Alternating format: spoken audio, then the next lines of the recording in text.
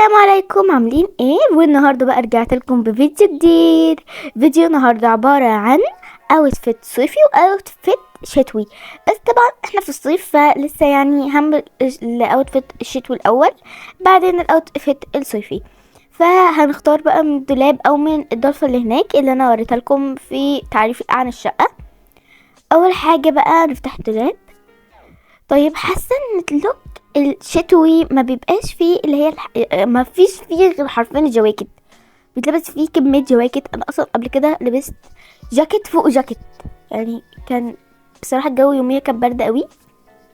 فدلوقتي هنطلع الاوتفيت ده، لان شايفين البنطلون تحسوه كده شتوي، هيتلبس كده ويبقى شكله جميل.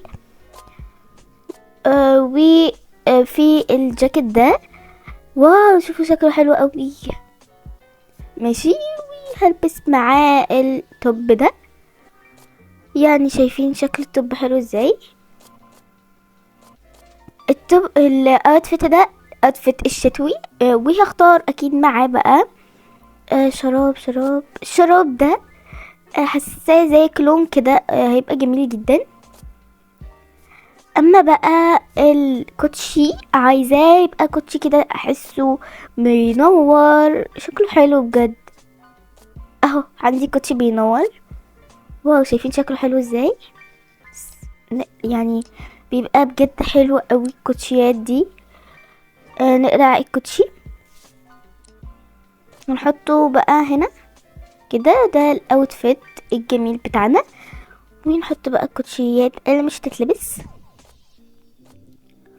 ماشي، بعد كده بقى نلبس الاوتفيت ده، هلبسه دلوقتي وهرجع لكم. ده هو ده الاوتفيت يا جماعه، شوفوا جميل ازاي.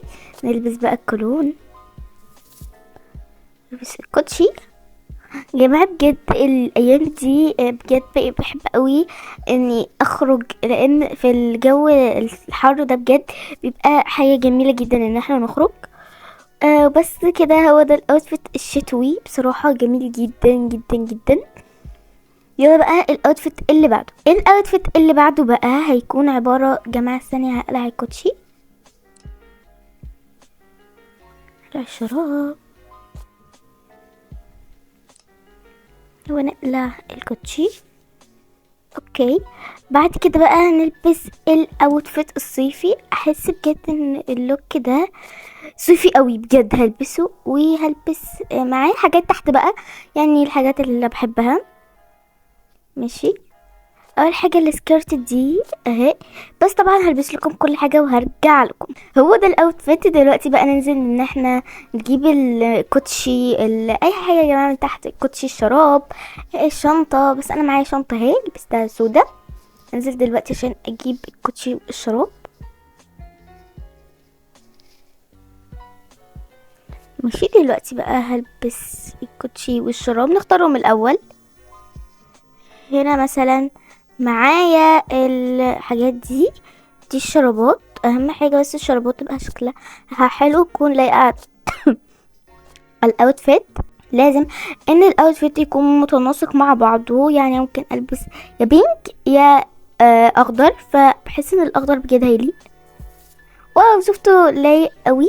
هلبس الشوز لونه عايزه لونه يكون لايق كده، يكون في سن في اوكي في الشوز ده اصفر. نلبس الشوز فهيكون لايق برضو مع اللياقة بتاعت الطقم القميص. يعني دلوقتي هنلبسه. بس كده هو ده الاوتفيت. استنوا اوريهولكم بره، فقولوا لي رايكم في الاوتفيت. جميل جدا، ممكن اخرج بيه، ممكن اعمل بيه اي حاجه. بس كده.